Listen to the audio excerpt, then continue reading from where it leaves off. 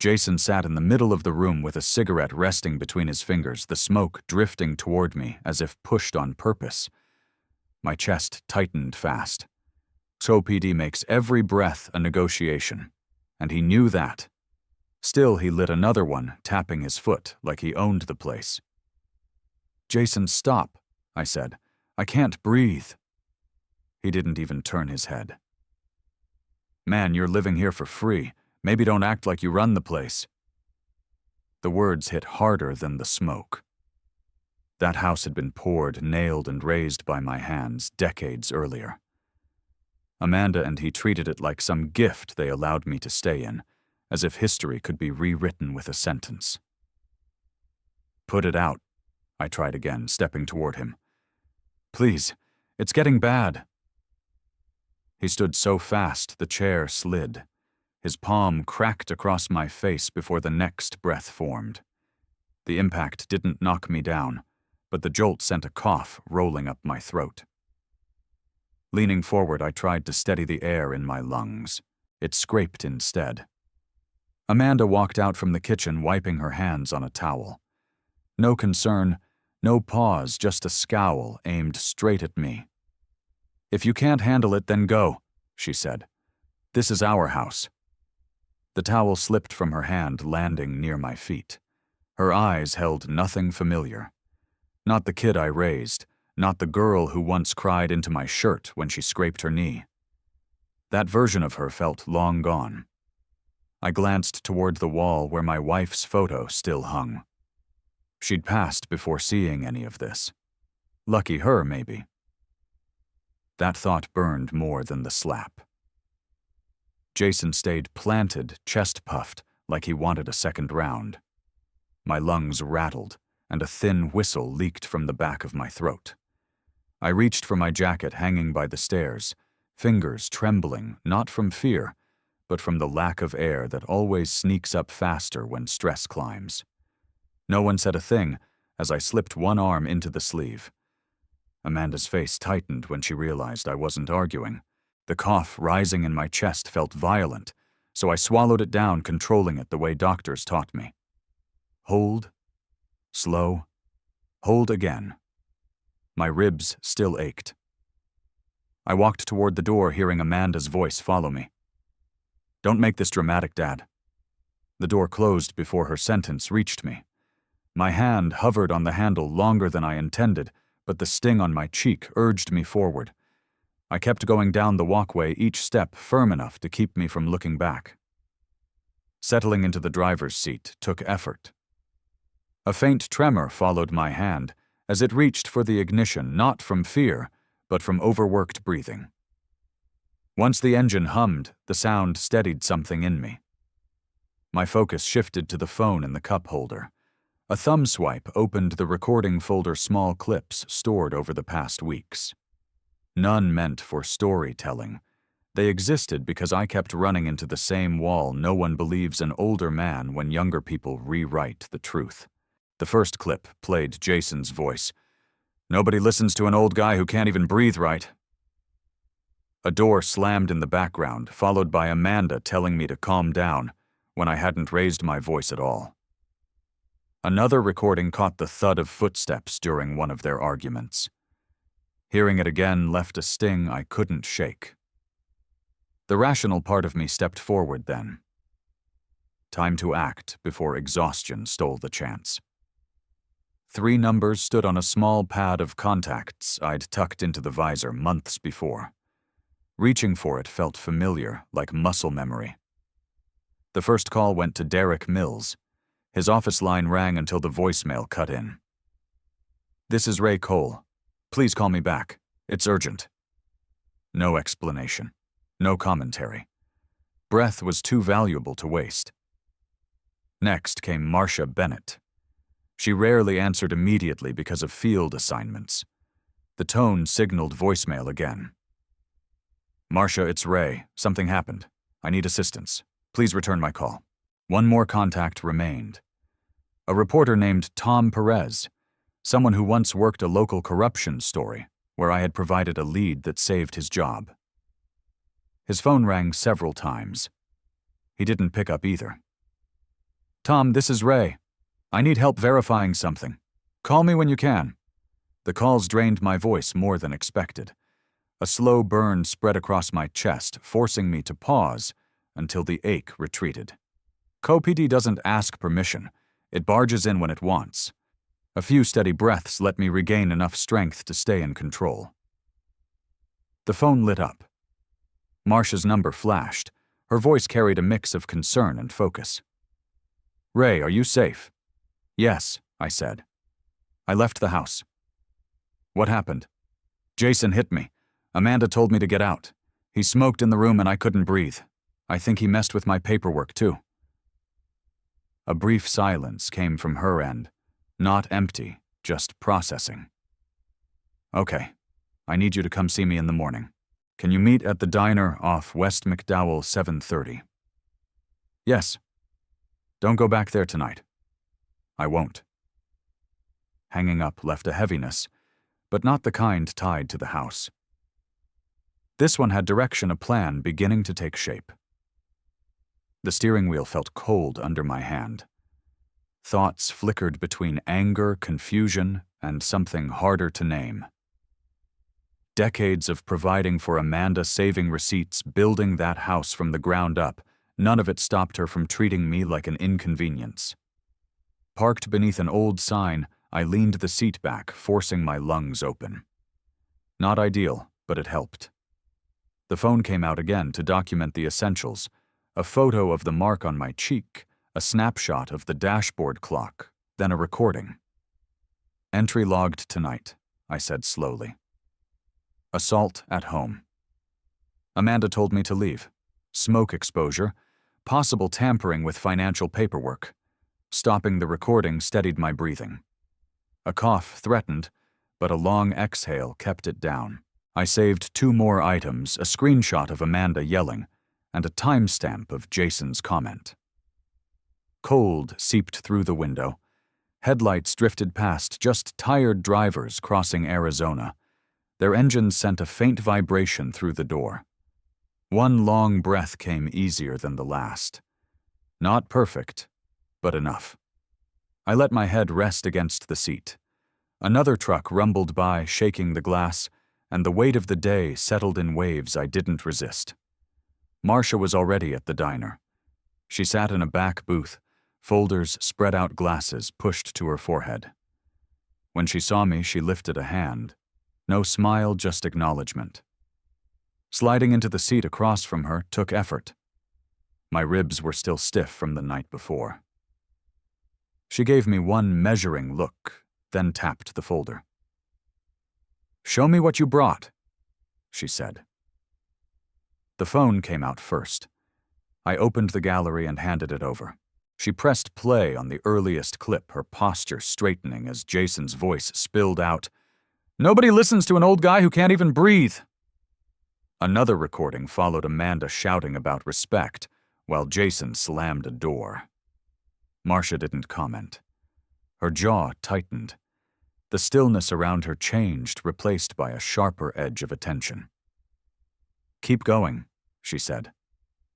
A few minutes passed while she reviewed each file.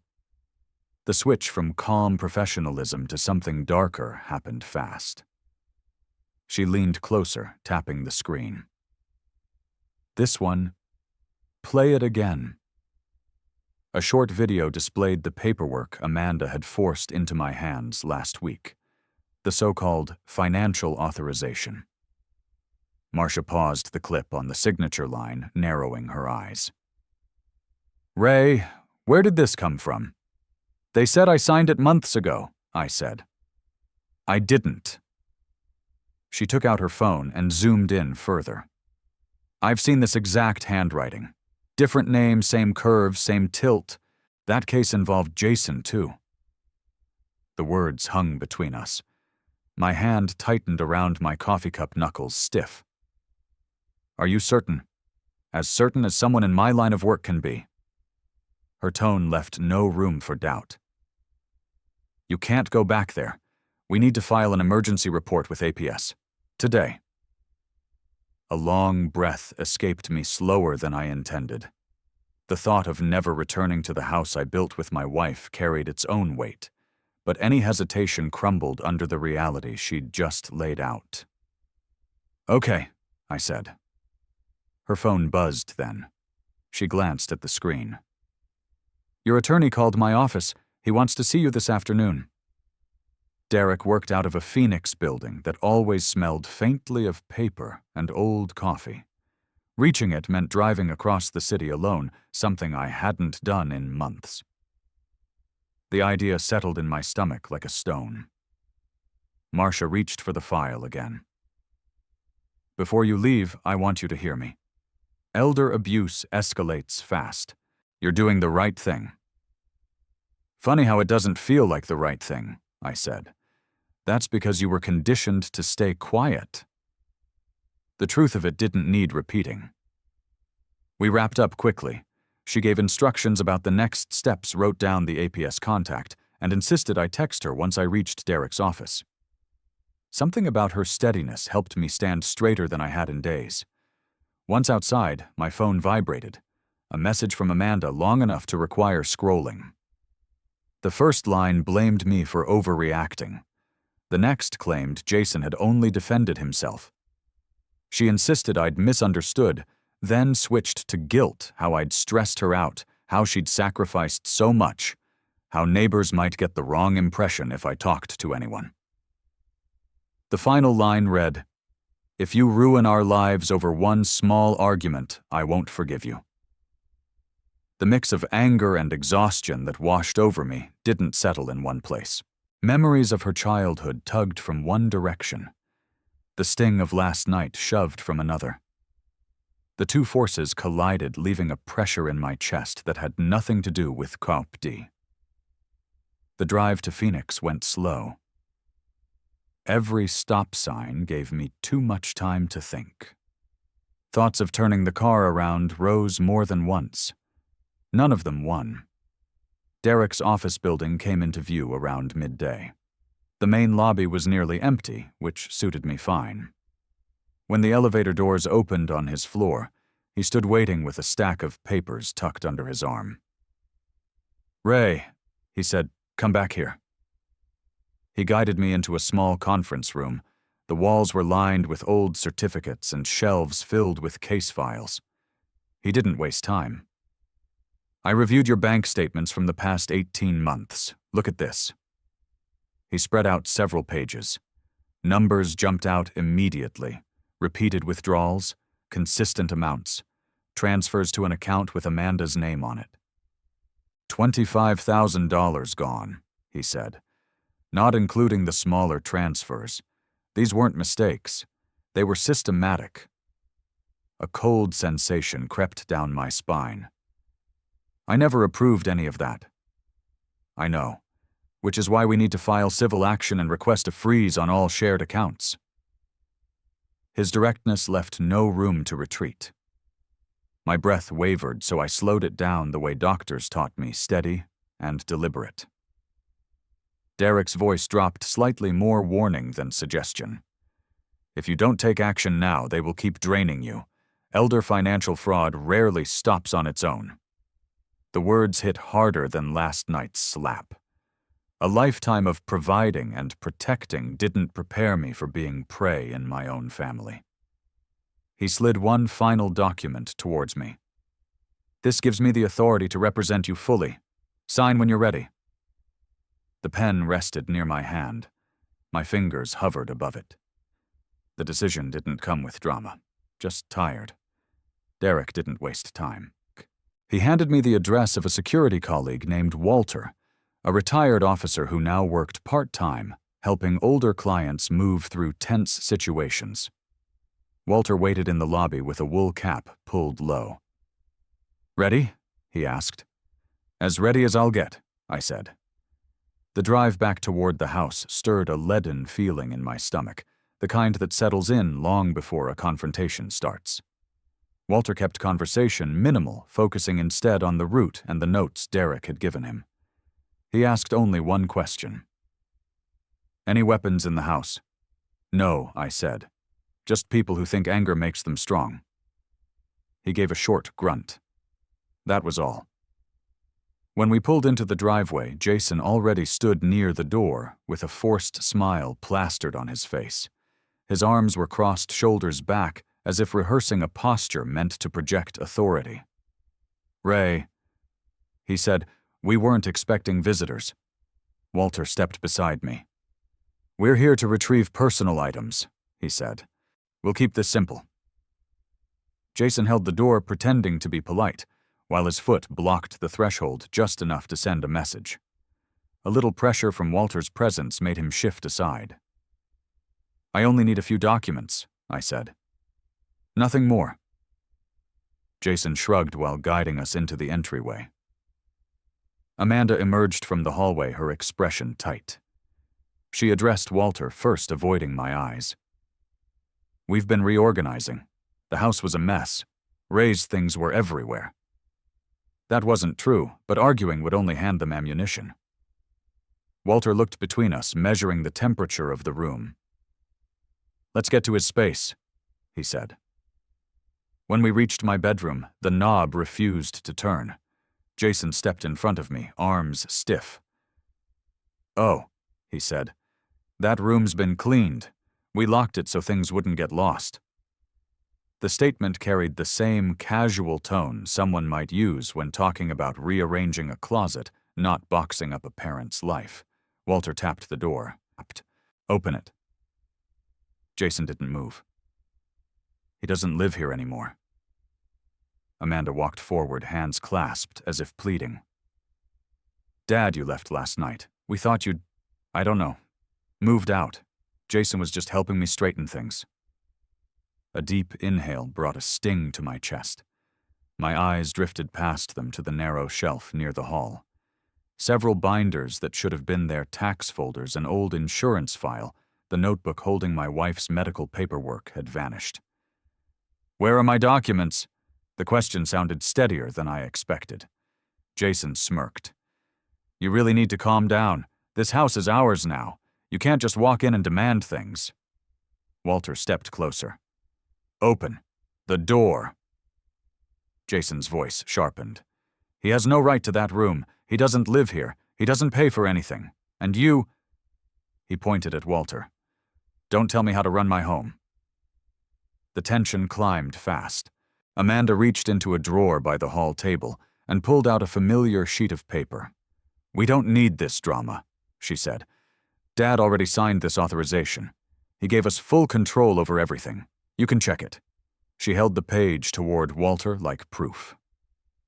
The signature looked nothing like mine, yet she presented it with a firmness that suggested she'd practiced this move. Walter didn't take the document immediately. "We're not settling legal matters here," he said.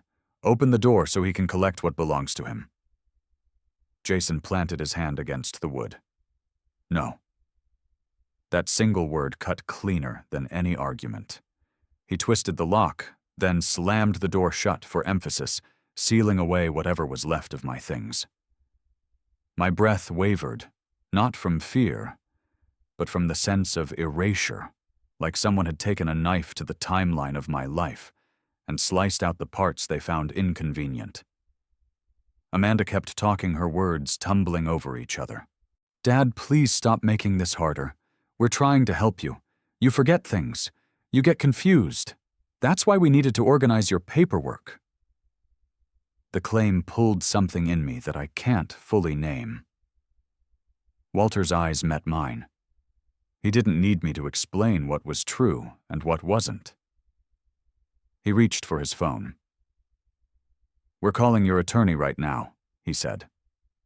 Jason scoffed and leaned back against the door, arms folded like he'd won something. The house felt smaller than I remembered, narrower, as if the walls had shifted overnight. The hallway where I once carried Amanda on my shoulders now felt foreign. I stepped back toward the entryway, lungs dragging for air that didn't feel steady enough. Walter murmured into the phone, relaying what we'd found. My attention stayed fixed on the lock. Jason had changed the metal, gleaming slightly where the new screws sat. Somewhere in me, a line had snapped. Walter ended the call, his tone clipped. Derek wants us to leave now. He'll handle the next step. Walter guided me to his car after we left the house. My legs moved on their own, but the rest of me lagged a step behind, chest tightening the longer I tried to steady my breath. The seatbelt clicked, yet I couldn't turn the key. Air felt thin, each inhale tugging more than it should have. Walter lowered his voice. Take your time. A few slow breaths eased the pressure, though not enough. Before either of us spoke again, my phone rang. Marcia's name appeared. Ray, she said, APS logged your emergency file. They want you to come in today, not tomorrow. They need your statement while everything is still fresh.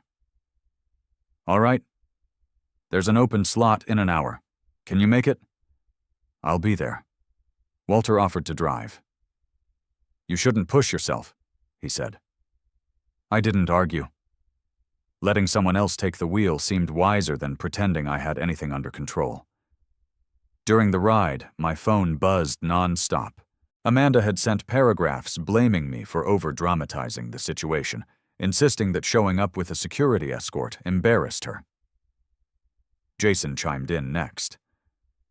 You'll regret dragging strangers into family business. Another message followed. You think people will take your side? Don't fool yourself.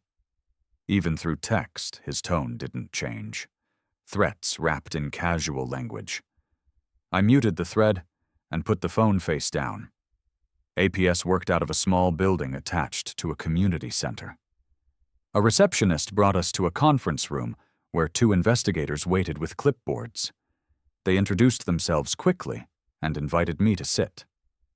Everyone moved with purpose, not haste, but the urgency hung in the air. Walk us through what happened, one of them said. Words didn't come smoothly. Describing the slap, the smoke, the lies, they all required pauses so my lungs could reset. Each time I stopped speaking, both investigators waited, giving me room to catch up. Not pity, just space. Halfway through, a cough tore up my throat. Walter handed me a tissue. One investigator leaned forward. If any documents vanish or get moved, she said, building a case gets much harder. Based on what you've shown us, you're dealing with people who know how to hide things. The reminder tightened something in my chest again, and not only from illness. The race against time felt real. Every hour left Jason and Amanda free to bury more evidence. A knock on the door interrupted the session. A staff member stepped in and handed me a note. Call Derek now. I excused myself long enough to step into the hallway. Derek answered on the first ring. Ray, listen carefully, he said. I had the bank review your accounts again. Someone tried to withdraw another $10,000 from your savings this morning. The system flagged it and froze the request. If you hadn't filed that alert last night, you would have lost it. The hallway tilted slightly. They're still trying, I asked. Yes. You need to stay with APS until you're finished. Don't go anywhere alone. A rattle in my lungs shut down the rest of my sentence. Derek said he'd call back once he spoke to the bank's fraud department. Returning to the conference room, I managed only a few more minutes before coughing overtook me again. My ribs throbbed from the force of it. Marcia stepped in just then, having arrived between cases. She caught the end of the coughing fit and moved closer. Let's take a break, she said. Outside the room, she handed me a bottle of water. Her expression softened, but her tone sharpened. This isn't a family disagreement anymore, she said. They crossed every line, and it won't stop unless you see this through. The words cut through the fog I'd been carrying. Not because they were dramatic, but because she said them like someone stating a weather report, plain, unavoidable, undeniable. A simple truth laid bare.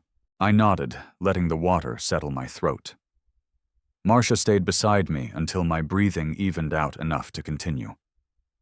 Once the interview wrapped, APS asked me to step outside while they processed the notes. Walter waited near the entrance. A breeze moved across the walkway, but it didn't bring relief. Something colder replaced it. Across the street, Jason's truck sat parked. He leaned against the driver's door, arms crossed. His eyes never shifted. No smile. No glare.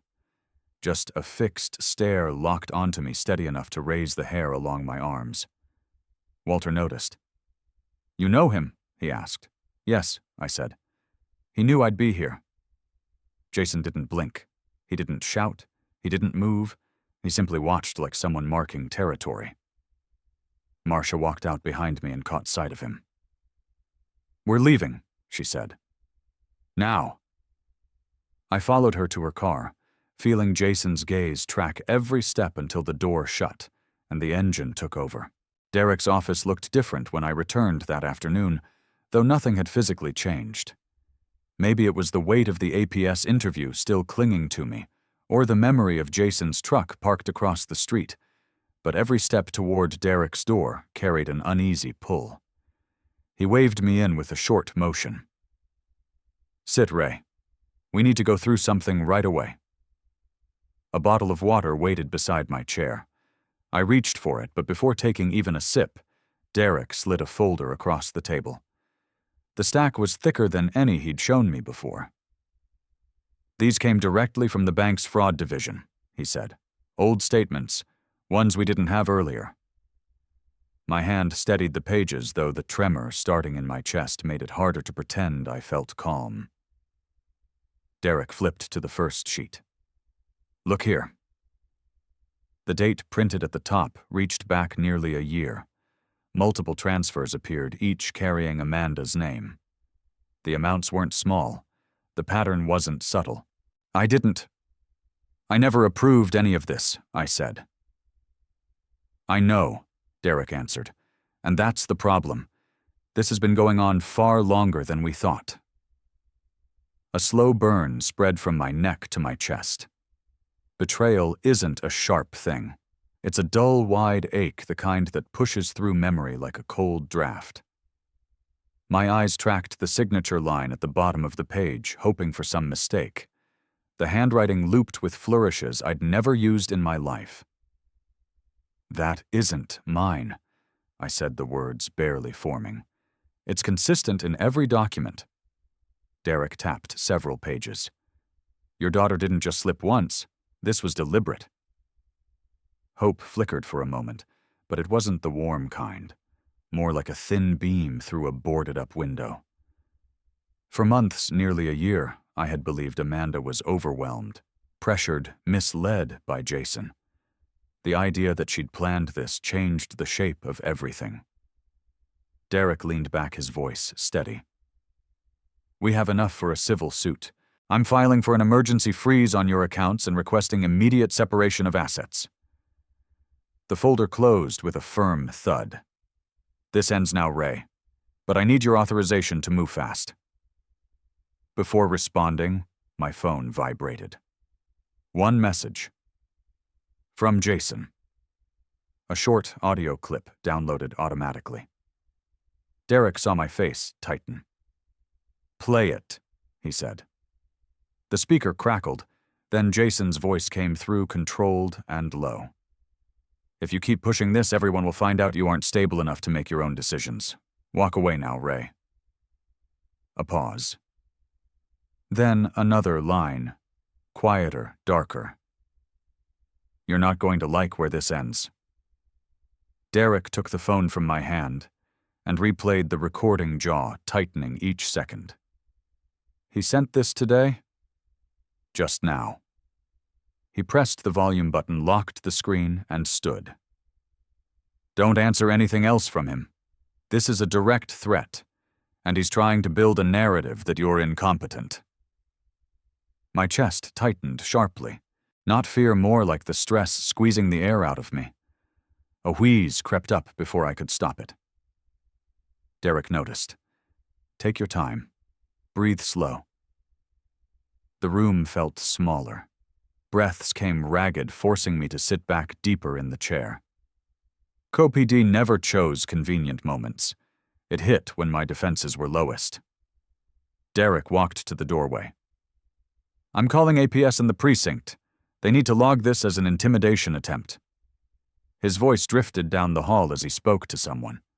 I leaned forward, elbows braced on my knees, focusing on each inhale. Steady, even if short. The air tasted thin, but I forced the pace down until the tightness loosened enough to sit up again. When Derek returned, he carried a small notepad and the urgency I'd grown used to in the last 24 hours.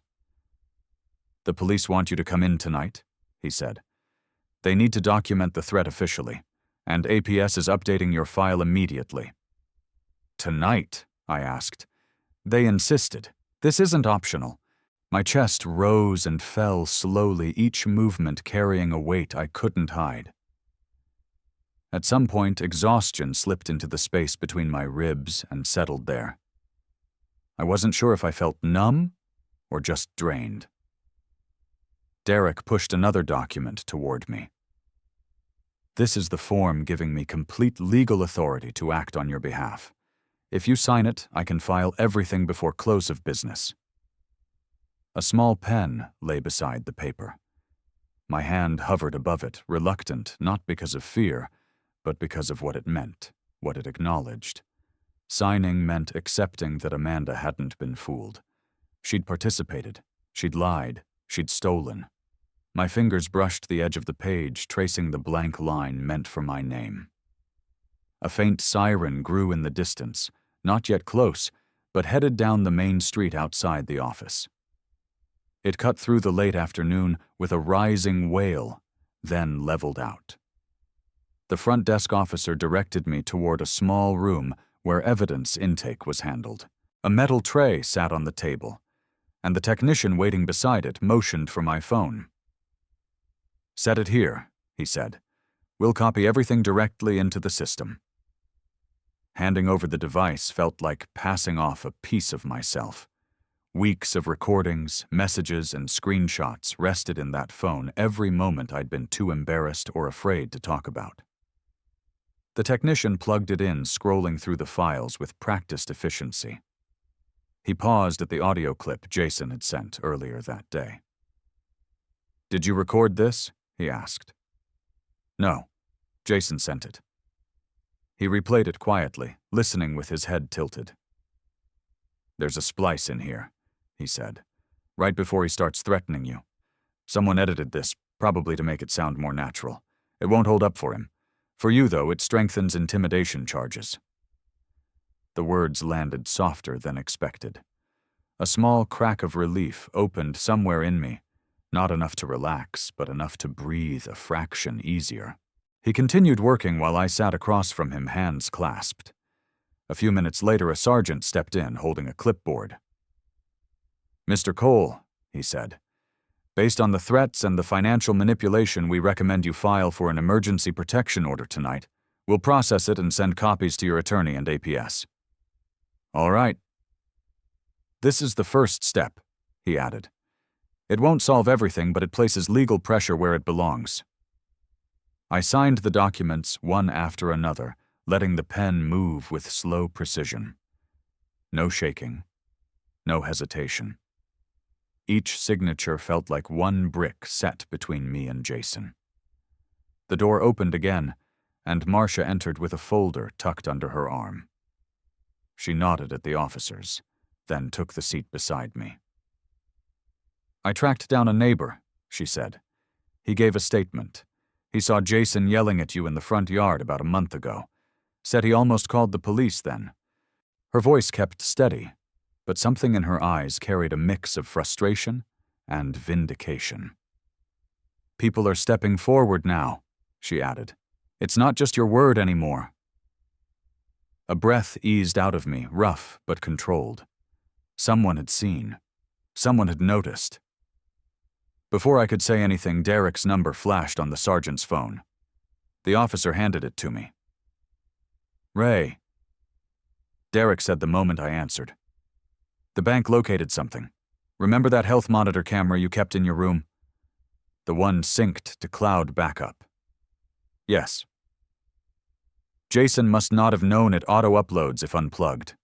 The cloud folder updated 30 minutes after he tore through your room." My grip on the phone tightened. "What did it show? I need you to come to my office, now." He hung up before I could respond. The sergeant finished copying the rest of the files and handed my phone back. Marcia waited until I stood before placing a hand lightly between my shoulder blades, not guiding, just steadying. The drive to Derek's office was silent. Not empty, just full of things neither of us needed to say. When we arrived, Derek waved us into a consultation room and shut the door. He opened his laptop and turned the screen so both of us could see. "Watch carefully," he said. The video showed my bedroom. Jason entered through the cracked door, moved straight to my dresser, and started pulling drawers out. Clothing spilled to the floor. He grabbed my folders, rifled through them, and tossed the ones he didn't want into a pile near the bed. Then he reached under the mattress and found the small lockbox where I kept personal documents. He pried it open with a screwdriver and removed everything: bank papers, insurance forms, letters. His voice carried through the small speaker. "Old fool doesn't even know what he owns. Pathetic." He shoved the box aside and walked out of frame. Another minute passed before he returned with a drill, removed the bedroom handle entirely, and replaced it with a new lock. The video ended there. My hand dropped onto the table to steady my breathing. No anger rose, not even shock. Just a hollow certainty sliding through my chest, settling where trust used to sit. Derek closed the laptop. "This is more than enough to take them apart legally," he said. "This is burglary, fraud, coercion, pick any term it fits." Marcia leaned back, letting out a breath. "It's over for them," she said. I didn't respond. My palm pressed against the table until the trembling in my fingers faded. The steady hum of the building's air system filled the space between us. Derek cleared his throat. "APS and the police are coordinating a retrieval tonight. You don't need to be on the property, but they want you nearby in case any questions come up." Marcia offered to drive again. I didn't argue. When we reached the street where Amanda and Jason lived, officers already stood in the driveway. Blue uniforms moved with measured purpose. APS staff waited near the walkway. None of them looked toward our car. They focused on the front door. From the passenger seat, I stayed back. Marcia kept her engine running, her gaze fixed on the officers. Lights flicked on one room at a time. A firm knock echoed across the yard, authoritative, controlled. "Open the door," an officer called out. "Now." The hallway outside the courtroom held a kind of tension that didn't rise or fall. It just stayed. People spoke in low bursts, attorneys, clerks, a couple exchanging documents near a bench, but none of it touched the center of the space where I waited with Derek. Weeks had passed since the night APS and the police entered Amanda's house, yet the weight of that evening hadn't fully receded. A deputy opened the door. "Mr. Cole, you can come in now." Maricopa County's hearing rooms aren't grand. They're built for efficiency, not ceremony.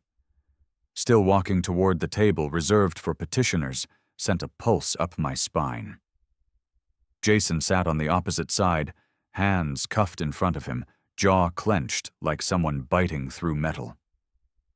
Amanda sat next to her, attorney posture, rigid eyes fixed on the stack of forms in her lap. She didn't glance up. Not once. The judge reviewed the documents quickly, asking Derek a few procedural questions. He focused mostly on the forged signatures, the bank withdrawals, and the threatening message Jason had sent. No one interrupted. No excuses from their side. Even Amanda stayed silent, though her fingers twisted the corner of a folder until it bent. The judge turned to me. "Mr. Cole, do you wish to address the court?" "No, Your Honor," I said. "I just want the matter resolved." He nodded, made a few notes, and moved to his ruling. Based on the evidence, the court grants full separation of financial authority to Mr. Cole. Amanda Cole's rights over his accounts are revoked effective immediately. Additionally, the court recognizes substantial indicators of fraud, coercion, and elder financial abuse. Criminal charges against Jason Mara will proceed. Ms. Cole will remain under investigation. The gavel didn't fall with force, yet the sound closed a chapter all the same. When the judge dismissed us, the room emptied in small clusters. Jason was escorted out first, offering me one final stare, flat bitter. Amanda followed moments later. She paused near the door when she noticed I was still at the table. She clutched her files tighter. The shaking in her hands betrayed whatever calm expression she tried to hold. "Dad," her voice cracked. I didn't let her finish, not out of anger, but because nothing she said would change what she'd done. My silence wasn't punishment, it was acceptance. A line had been crossed, and no apology would erase the months she let it happen. She looked away before walking down the corridor, her attorney whispering something she barely seemed to hear. Derek touched my shoulder lightly. "It's done, Ray. Let's file the last forms and get you home." Home meant something different now. The apartment in Tempe wasn't large, but it felt breathable. A place without smoke, shouting, or the constant sense of being monitored. Mornings carried a cool breeze drifting from Town Lake, and for the first time in months, my lungs expanded without a fight. I spent most days sorting through what I had left: clothes, tools, my wife's old recipe cards, things Jason hadn't managed to steal or destroy. The routine steadied me more than I expected. One afternoon, Marcia stopped by with a folder of her own. "I brought something for you," she said, stepping into the small living area. "There's a senior support program downtown. They're looking for volunteers with real-world experience. Engineering, infrastructure, anything that helps guide students or older adults trying to re-enter the workforce." She handed me the brochure. A photo of a classroom filled its cover. My thumb brushed the corner. "You'd be good at it," she added. "You've lived enough life to offer something useful." "I'll think about it," I said. "Don't think too long. They could use someone steady." Before leaving, she placed another envelope on the table. Documents outlining the restitution Jason owed me, along with the civil penalties Amanda would face. The numbers didn't comfort me. Money doesn't repair betrayal. It only balances the ledger. One evening, while sorting bills at my desk, a new email notification appeared. Amanda's name filled the sender line. She'd written several paragraphs. A long string of explanations, apologies, and pleas. She said she'd lost her job. She said Jason had influenced her. She said she didn't expect things to go so far. The ending read, "I don't expect forgiveness, Dad. I just don't want you to hate me." Hate wasn't what I felt.